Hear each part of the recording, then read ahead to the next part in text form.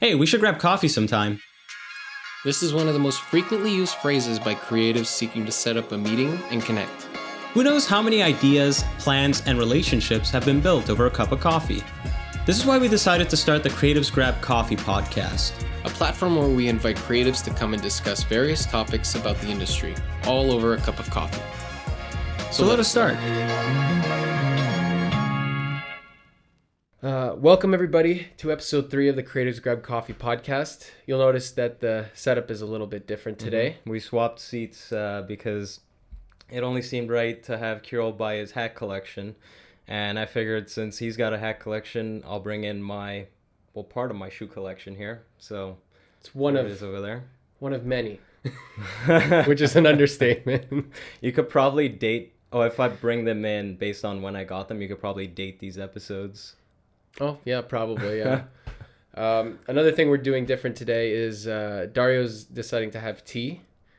Yeah, I'm trying to taper off coffee because I notice it's just not doing the job anymore. So my goal is to go to tea and then go to decaf tea. And then after a month or so of that, go back to coffee.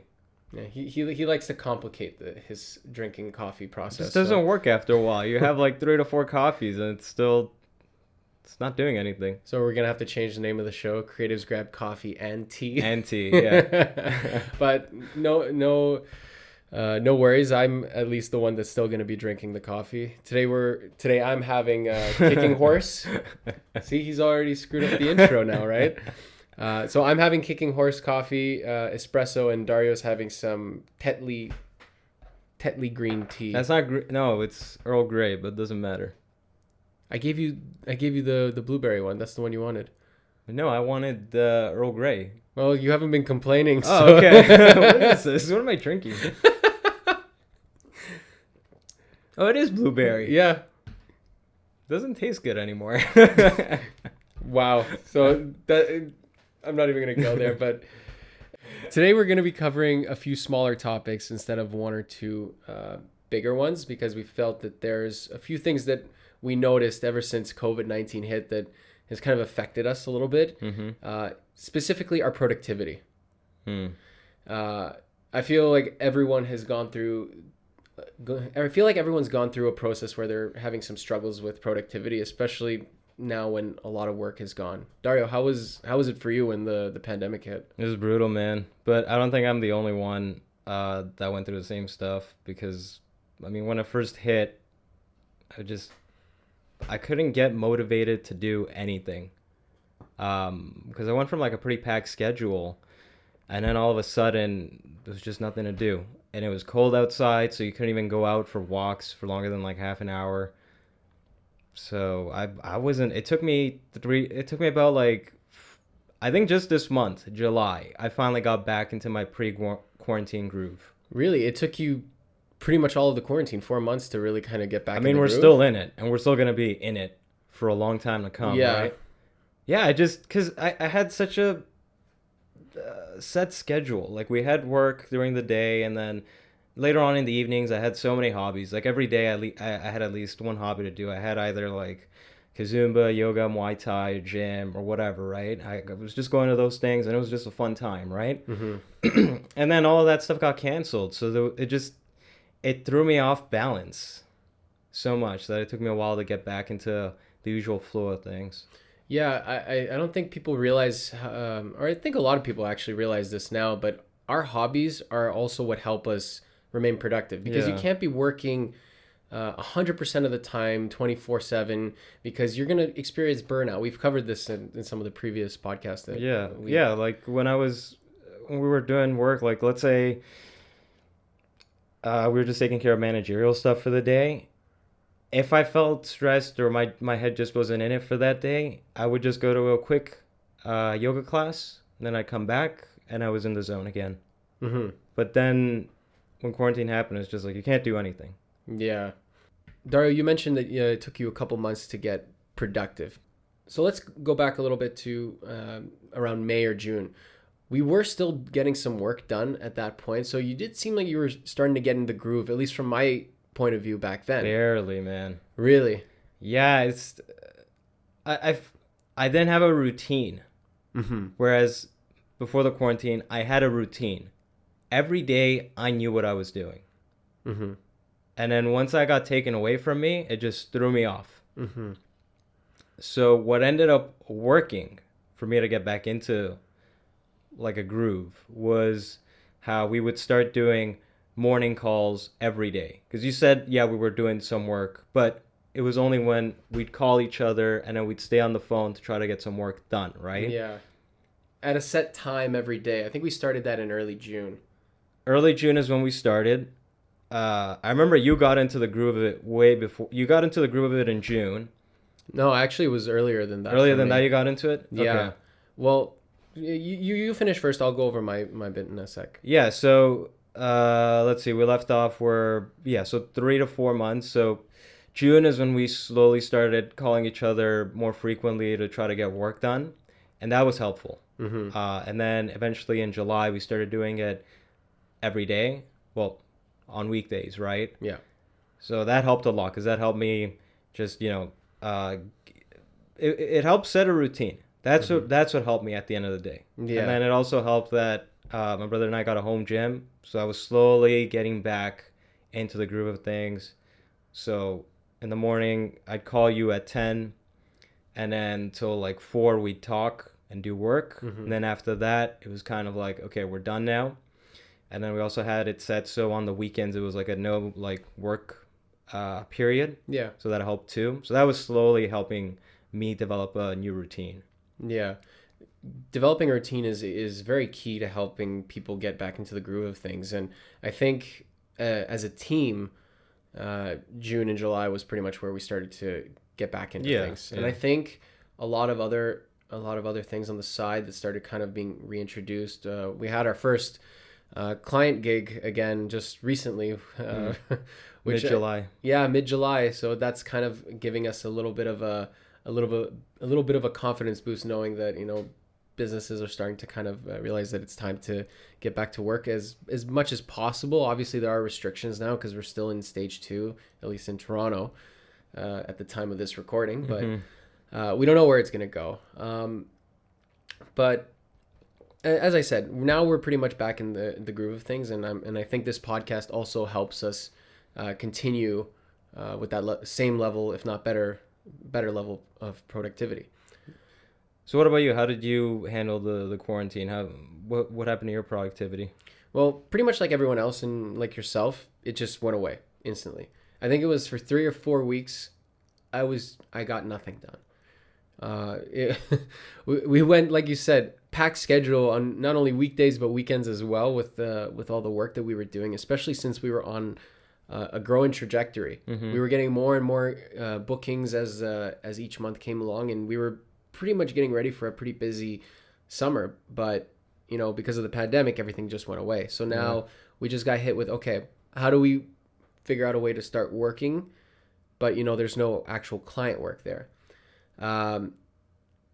Setting hours for work was very difficult to do from the beginning because, as we mentioned, there were no hobbies.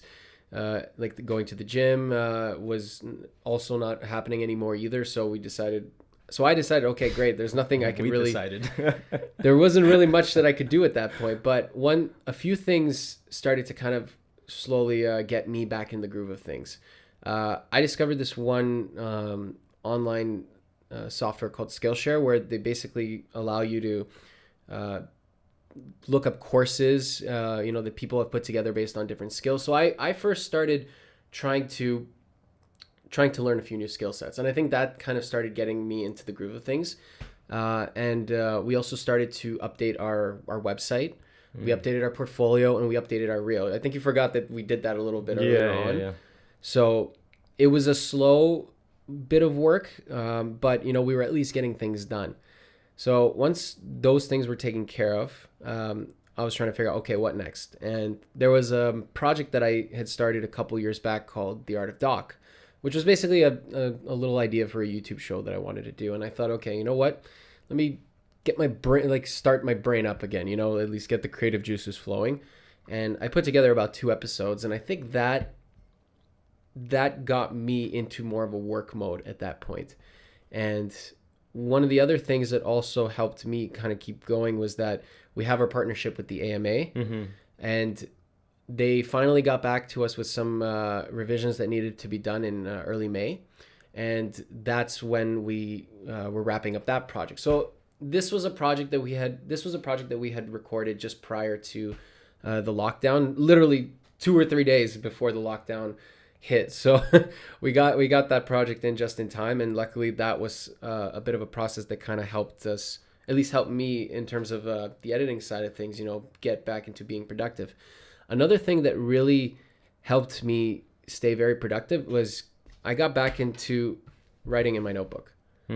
This was something that I had tried many years ago, a couple times, taking notes based on meetings, based on calls, or even writing ideas. And over the last few years, I just kind of dropped it and I didn't really do much with it. But within the whole lockdown, I basically had to buy a new book because I filled up an entire book up until now. Were you writing in their ideas or just tasks? So mostly some tasks, but mostly ideas. Anything that would come to mind, I would write down what the idea is, and then just kind of what my thoughts were on it. Then I would also write down notes from meetings, also questions that I wanted to ask people during meetings, especially because now we've been doing a lot of Zoom calls. So I always have my notebook handy with me, in case somebody mentions something that could be interesting. I just quickly jot it down if I can, so I don't forget. And to be honest, writing in your notebook, it helps you remember things a lot better. I had completely forgotten about that. Yeah, I use like a legal pad for calls, and then for tasks to do during the day. But I predominantly use Google Keep, because you could carry it around with you, right? Google Keep is good, and everyone has different means of how they are productive in terms of how they get their work done.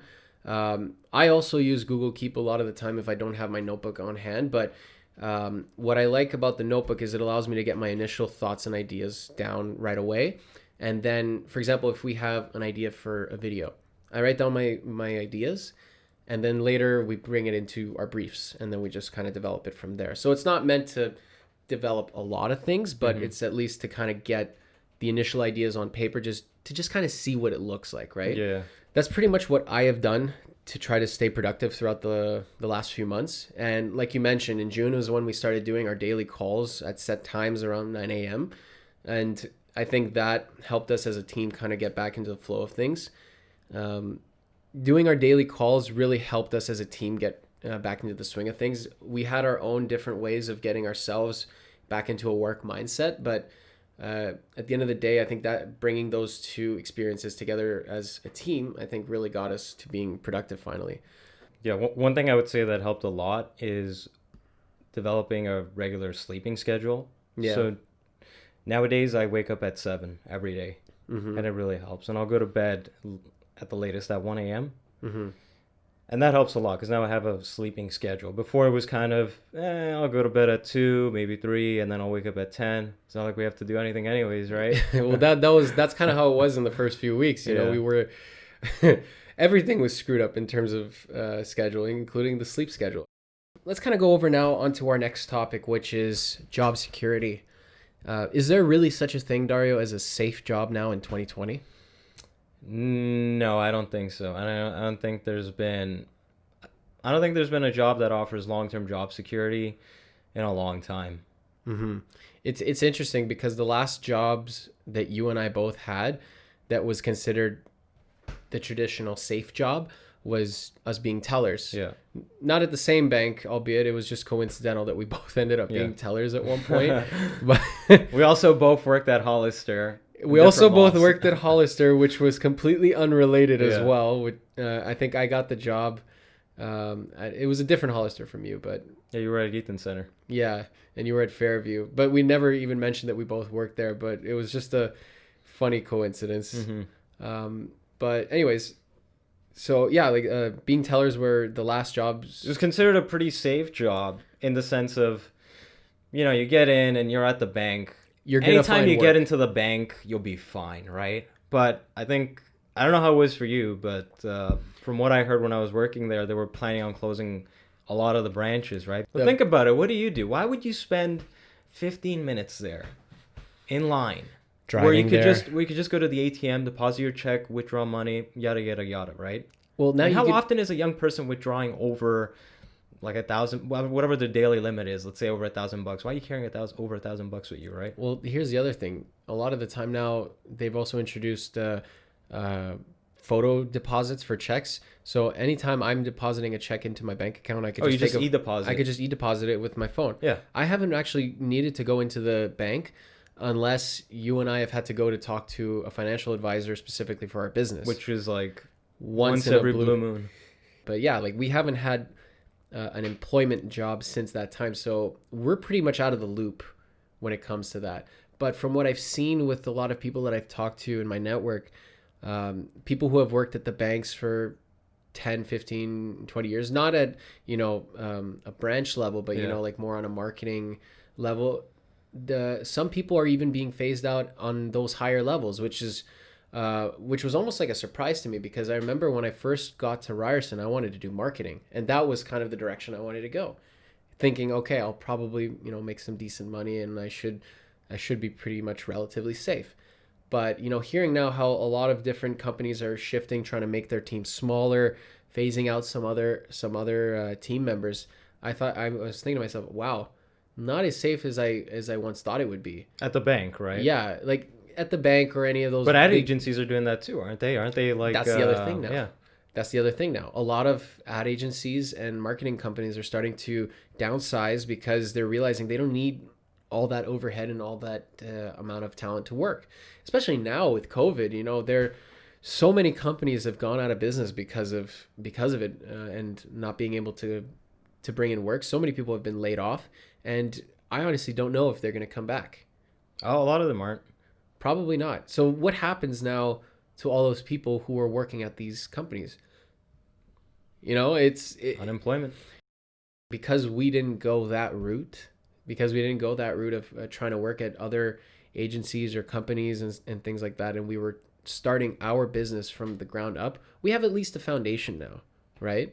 And we're now at a point where we can start looking in and looking at different avenues of where we can go with the business, what type of clients we can work with. We have experience with it, right? Imagine if if some people were deciding to start a company right now. How would that work? Yeah, I don't know.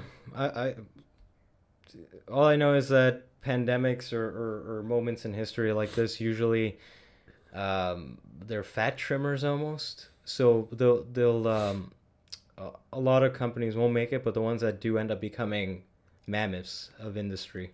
Yeah, even like smaller. the strongest, like some of the biggest companies were founded or came to prominence during the Great Depression. No. Oh, 100%. Yeah, those are always the brands and businesses that were able to thrive and push forward. But another thing is, a lot of the companies that have failed due to the pandemic were probably not in a good spot to begin with.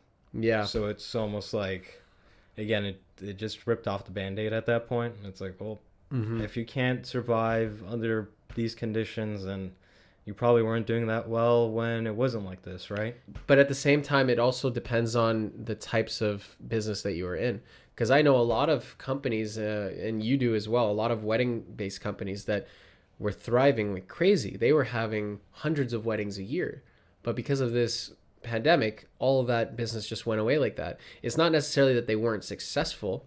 It's just, unfortunately for them, the line of work that they were in was very dependent on people gathering together. And now because of this, they're now gone. Or at least not gone. Doesn't that say a lot about money management, though? If you're a company and you're not setting aside money for a rainy day, I mean, it depends. Especially a wedding company, you don't need to be in like a big office with this and that. Well, your overhead should not be insane, right?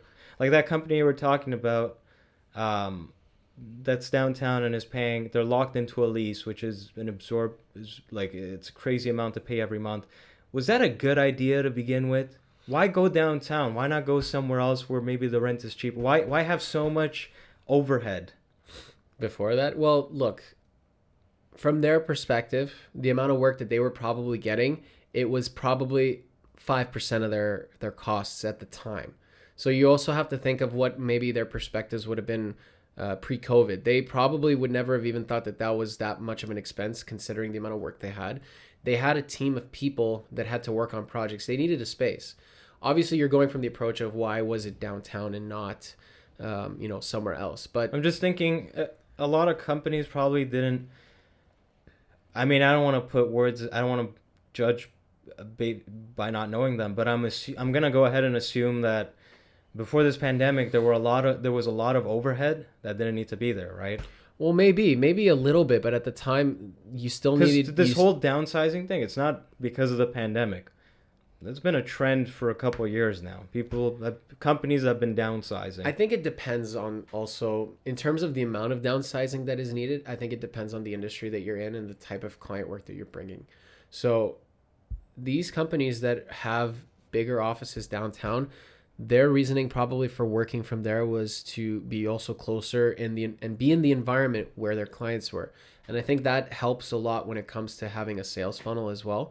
If you're in an environment where there are hundreds of companies around you that are probably going to need work like that, it's just a little bit easier to sell to them from that location than say if you were up in Vaughan, especially if that's where your clientele is. If you are a very remote based business, then yes, of course, you can probably be anywhere. Like us, you and I are very remote based. But us, like we never invite even when we had that office downtown, we never invited the clients over. They didn't even want to come.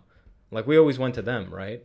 Yeah, but I wonder how it is with other companies. Do they most of the time just go to the client? I'm assuming because their clients are usually always busy, they probably go to them or they arrange something like that. Okay, no? Let me ask you a question then. If you had 3 employees, 3 people that worked for you, that you were paying $60,000 a year each, and you guys did not have a space for all of you to work, how would you always know, at least in the beginning, how would you know or get to know them to the point where you can trust that they will get the work done and they're efficient with their work, or even creating the company culture? That's another thing to keep in mind. A lot of companies have spaces to help foster a good company culture. That is maybe one thing that is missing from our business because we're more remote.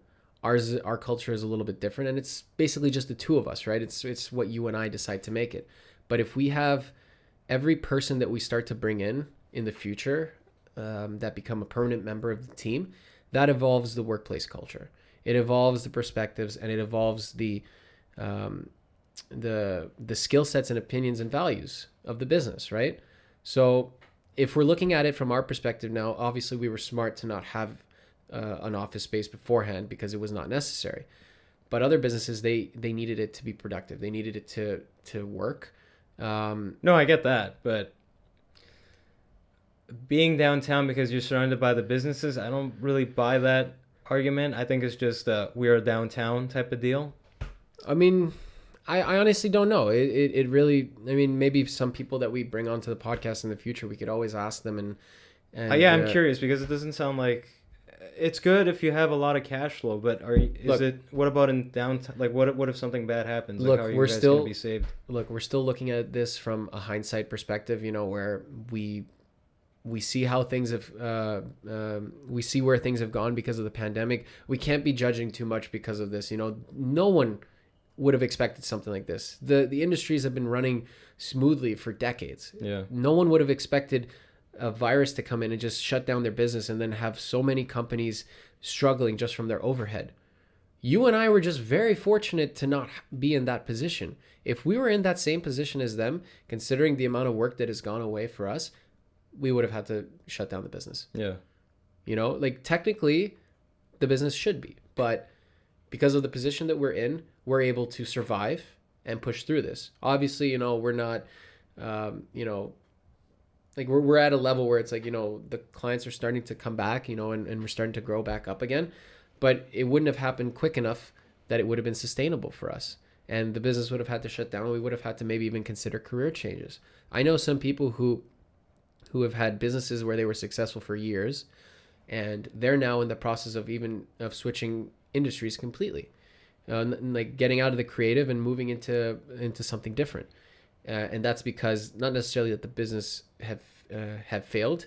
Some of them are also nimble, but they're noticing that there's no work. So it's time for a career change for them, and I think we're fortunate also right now in the fact that we also don't have a lot of personal expenses that is allowing us to kind of, it's like we said, we're starting the business almost all over again. So all the 5 years of work that we put in to kind of get the business to the point where we're making sustainable income from it is now gone. We're basically starting from scratch almost again, right? And it's now going to be probably another 2-3 years of us as a business trying to find that sustainable cash flow. And that's pretty much it at this point with that. There's not much else we can really say about, the businesses that are like who had a lot of overhead. It is what it is right now, the situation. There's not much that can be done for now. I mean, other than evolve like we have, working remotely, like everyone is right now. And I think once those leases that a lot of these businesses have downtown are up, they're probably going to get rid of it because of also... Or go to a smaller spot or somewhere where it's cheaper. Exactly, because like us, other businesses have been able to reflect on their model and see what resources they need and what resources they don't. And so as a result, they've evolved. I think in a way, a lot of companies are benefiting because they've been forced to adapt, during COVID, and they might come out of it a lot more efficient, which will allow them to get back on their feet a lot faster. Yeah, I can definitely see more efficient because now you just have, probably cheaper too, because now you can go to smaller offices because you don't need your whole work staff to be there, right? You can have them work at home. For us, I think it's, let's see how this affects us though, because we were planning on bringing in a couple of full-timers, right? Going forward, if we were able to do that. But yeah, I think we'll just stick with freelancers at this point. At this point, we're going to have to, yeah. It's unfortunate because I really wanted to get the business to the point where we could have and develop a workplace culture, that's tangible to see, like a physical space. The closest thing that this set for our podcast is probably the closest thing that we've had to, like a workplace culture in a way, right? We decorated it to the point, to kind of reflect who we are. That's another way to kind of help promote yourself is work in a space that reflects you. I wonder if job security will actually, well, at least for the freelancers out there,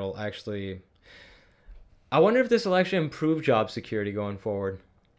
It might. There might be in terms of how they get business. Companies will be a little bit more strategic and they'll be a little bit more strategic in terms of how they bring in business and how they lock down employees, right? Yeah. The thing that I've noticed though is that I think there's going to be a surge in freelancers. Yeah. Because so many businesses are downsizing. What are these people going to do if there's not going to be any companies hiring? They're going to just have to hustle and work for themselves. The one thing that I've noticed a lot of companies value nowadays is flexibility. And I think that is a skill set in a way that is overlooked by so many people. A lot of people are very set in their ways where they charge a certain amount for a certain amount of work. And if there's any deviation in their model in terms of what is being asked of the project, then they're very set in it. I remember a couple years back, I would do weddings and I was always very flexible. If a day was needed where it was 12 hours versus 14 hours, I gave a rough quote for that, right? But there were some people that I worked with where they said they work only 12 hours, not a second more, no matter what. Like I was good to do more hours. Obviously, I'll get paid for those more hours as well. I had a pricing set for if you need extra hours, this is how much it costs. But I will do more work if need be, or less work depending on what's needed. And I completely agree with what you mean in terms of flexibility of skill set. Like skill set is very, like people are looking for others who are not necessarily Swiss Army knives, but know more than one or two things. I think you need to know more than one or two things nowadays. Yeah. But if you're too flexible on prices... No, you shouldn't be flexible on pricing. It hurts other freelancers. But I think now that the pandemic is coming to an... Well, things are opening up. so many people are in need of work, they'll be charging a lot less. I feel like I never find people charge exactly the level. I think it's always going to be like a little bit of a variance. Well, there's Some a are range. less, some are more. Well, there's a range, right? Like, for example, if you're a DP, once you become like a pretty skilled one and you've got a network, the average rate seems to be about 12 to 1500 for the day. Yeah, right? that's a pretty standard rate now. Pretty standard, and that's pretty much if you're a good DP. Like if I You know hire what you, you're doing. if I hire you, you know where you're gonna give me good footage, right? Yeah. Those guys make a killing because I know some of them work almost every day of the month. And think about it, at even 1,200 a day for 30 days, that's a lot of money at the end of the day. That's pretty good. But that's sustainable now. Going forward, maybe 5 years, will you still be able to charge that amount? It honestly just depends on the market, and it depends on how many people are out there. Especially with the low barriers to entry that we have now. Look at the cameras that are coming out now, like the R5. That's crazy, man. You'll be able to get some pretty high-end footage, right? And then even lights are starting to lighting prices are starting to come down as well. Well, You're going to be competing with, like, I don't know if you could charge the same amount. So even your job security will be threatened to a certain extent, right? well, the thing that I notice is that equipment may go down, but I feel that the pricing won't necessarily go down in terms of who you are, because that's when skill and quality of your experience comes into play more, and people are going to have to sell themselves on that. Because if barriers to entry are that low, which I agree, they're going to cause a shift in terms of But that means the talent pool is also so much bigger. talent pool is bigger, but how many of those people are people that basically work with just the equipment they have and the stock templated kind of videos that they've seen other people do? A lot of the people that are getting into the industry, there's kind of like, I've noticed that it's the skill sets in that industry have kind of like branched off into kind of tiers. The lower end, when people are just entering, almost all of them are doing the same type of work from what I've seen. They're all imitating some of the people that they see on YouTube, because those people have gone up like crazy. I remember when I was getting into it, there was a handful of YouTube creators that were making work, and I noticed that each one had a different kind of personality in their work, and that's why it was a lot easier for me to adopt a little bit of my own when I was starting out. If you look at almost not every content creator, but maybe 80% of them, they all In the video space? in the video space. Buy Yeah. my LUT. Costs $1,000. I'll give it to you for $30. That's an example right there, right? A lot of them look the same. They all mimic each other. There's so much mimicking. Like there's some guys that, Well, they all copy like Peter McKinnon and Casey Neistat. They all copy that. they were kind of copying a little bit of that a few years ago, but now there are even more of them that are also coming out on YouTube, where there's maybe like 20 to 30 guys who are basically the same content, almost same look, same style, same gear reviews. There's so much of it out there now that there's no uniqueness anymore in terms of that. So that's when experience and adaptability and flexibility start to come into play in the future. Like, obviously never be flexible on your pricing if you know your worth, but you're able to kind of like look at like a bulk project and see how you can create the best work that's also worth it for you in terms of how you get paid, but also worth it for the person that's hiring you, right? There's always going to be a balance, but at the same, just to kind of circle back on what I was saying, was that if you know how to shoot in the moment, you know how adaptable you are to a lot of different projects, it will show in the work. A lot of these people who claim to be experts on YouTube, they're just imitating someone else. I've never seen their portfolio. Well, that's the thing. You never see their portfolios. You never see their portfolio. You've never seen it. They just talk. They have a good-looking video, and that's it. But here's the thing: there's less barriers to entry. There's a lot more people entering the field. What do you think they're gonna be doing for work? Weddings. A lot of them, yeah. that's a good place to level up on your skills, right? Good place to start. Yep. So I think that the talent pool of good shooters is going to go up by a lot in the future. In the coming years, there's going to be a lot of good shooters. Mm-hmm. And then from there, as long as they learn some basic lighting, 3-point lighting, like, you're good. The baseline for skill is going to go up. I agree with that. Yeah. That's basically what you're saying. The baseline of what's considered not passable, but it works for the job. It's obviously going up every year. And that's how it is with any industry. It always evolves like that.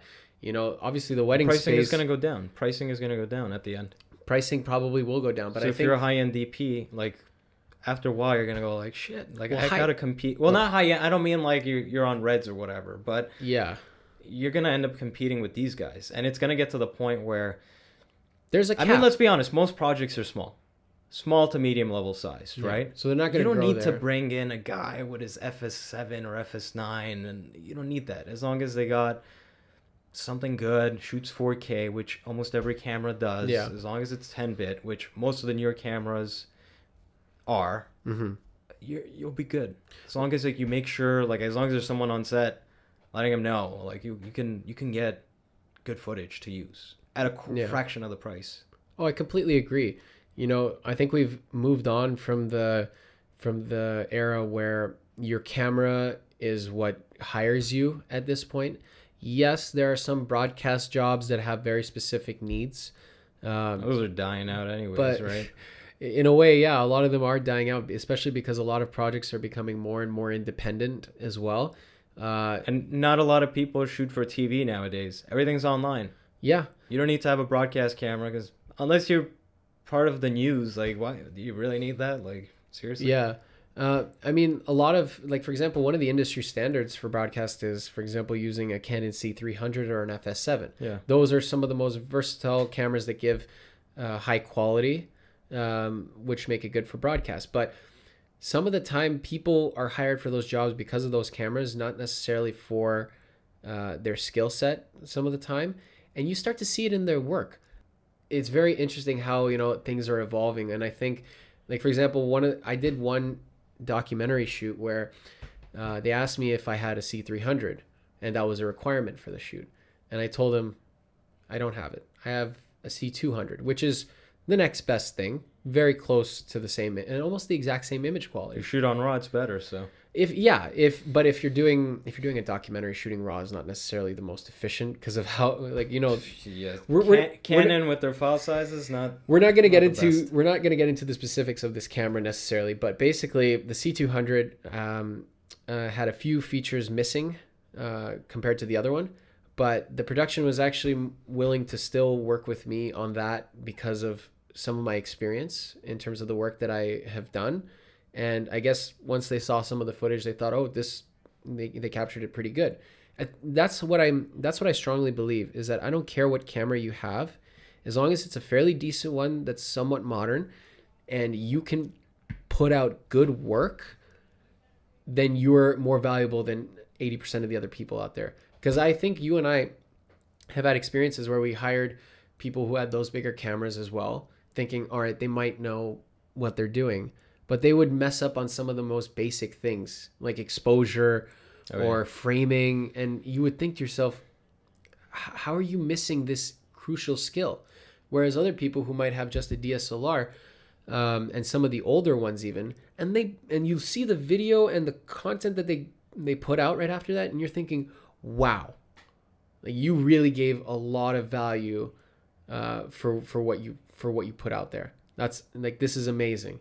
So I think a lot of freelancers need to learn to adapt in that sense. Mm-hmm. One other point I wanted to address was how we're part of this group called Toronto Video Producing Group. What's that group called? It's a Facebook group for Toronto content creators. Right. So anytime you need a person, you just make a post, and you'll just get applications, You right? get flooded with hundreds of applications. So here's the thing. Yeah, like, you can just say, like, I have this project, I need an audio operator. You'll get 30 to 40 recommendations. Oh, that's so hard to go through even.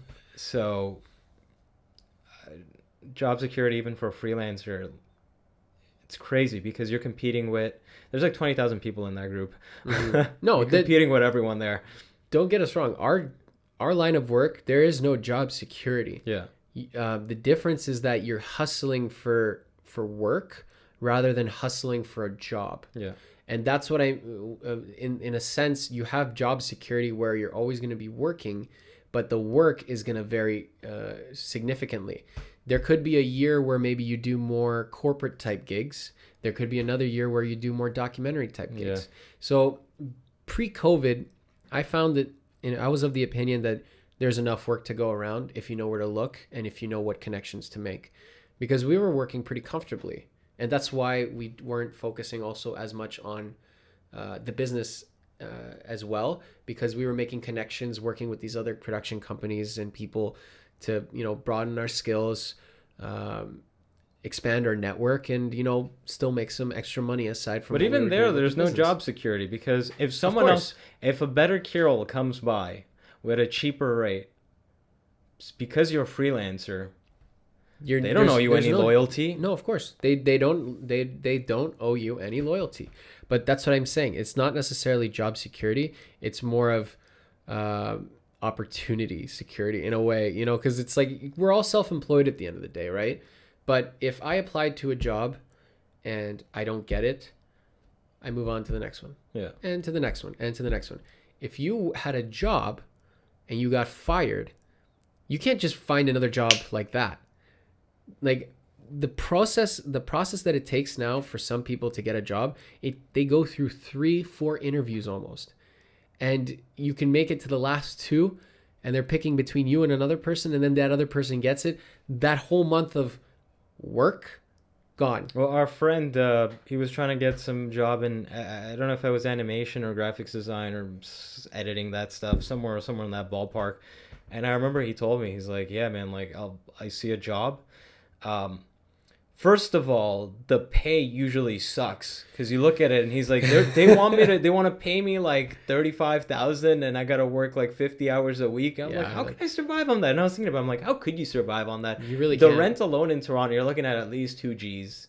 Okay. If you want to get like a single, which is 24K in expenses right there. Right. How are you going to live on 6,000, right? Working like a full week. So he's like, aside from that, but what happens is you'll find younger people that'll take those jobs on for like a couple of years, get that experience under their belt, and then move on to something better, right?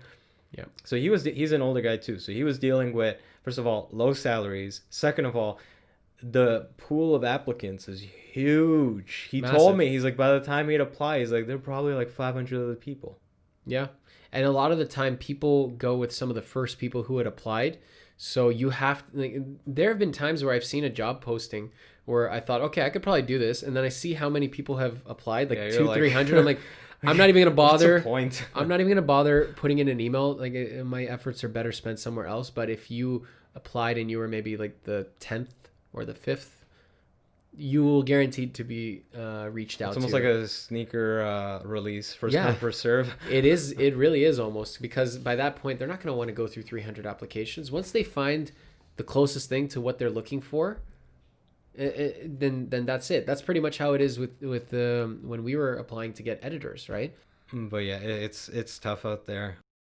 Well, Dario, I think we can wrap it up there. I think we can sign off now. We've pretty much covered quite a bit of stuff. So for the next episode, we're going to try to bring on a guest because while it's been fun with Kirill and I here, I think we're starting to exhaust a lot of the topics we alone can talk about. Like basically going forward with some of the future episodes, we want to bring in guests that can help share their experiences and perspectives on certain topics within the industry. Yeah. And we're going to go forward with a Zoom approach. So you're going to see it a little bit different, pretty much the same setup with Dario and I like this, but we're going to have our guests calling in. Yeah. And we look forward to it. And thank you for watching. Thank you. Thank you for tuning into the Creatives Grab Coffee podcast. You can find us on Spotify, YouTube, Instagram, and LinkedIn. Let us know if there are any topics you would like for us to cover in future episodes. You can reach out to us at creativesgrabcoffee@gmail.com.